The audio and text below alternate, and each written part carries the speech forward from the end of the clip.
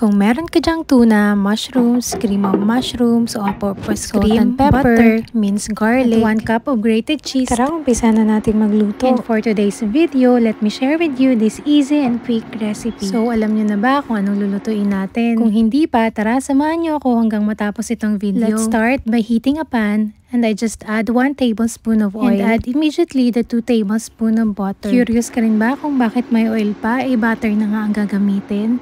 Kasi ganyan din ako dati. Ayon sa pag-aaral ko sa YouTube Academy. At experience ko na rin, mabilis masunog ang butter kapag wala silang oil base dun sa pan. As you can see, naglagay na ako ng 2 tablespoon of minced garlic. And after sauteing for a minute, isinunod ko na rin itong 1 can of tuna. Trinain ko pala or itinapan ko yung sabaw ng tuna ha. Anyway, disclaimer lang guys, hindi ako chef. At alam kong meron tayong kanya-kanyang way of cooking. Isinunod ko na rin nga palang inilagay itong mushroom at tinanggal ko rin pala ang syrup nito. Let's stir for a bit and after nilagay ko na rin itong cream. I'll give you some tips na kapag gagamit kayo nitong cream, ilagay nyo muna ng 1 hour sa chiller para sama-sama lang silang lumabas sa packaging. And after, isinunod ko na rin agad itong cream of mushroom. But I highly recommend na gumamit kayo ng powder na nasa sachet nito. I got this for free kaya ito na lang ginamit kong nasa can. And I just add half cup of milk. Evaporated will do or fresh milk or kahit water lang. At isinunod ko na rin palang inilagay itong 1 cup of grated cheese. Kahit anong klase ng cheese ay pwedeng pagsamahin dito. Wag lang kay cheese escudero ha, kay Maring Heart na yun. And after giving a good mix, let's season with salt and pepper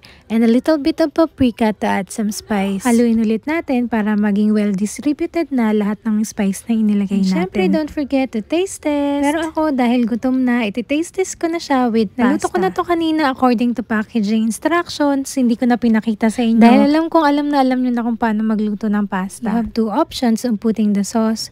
Pwedeng plated at pwede ring itos ang buong pasta dun sa pan. I just added a Parmesan cheese on the top and dried parsley. And here you go, this is our creamy tuna pasta.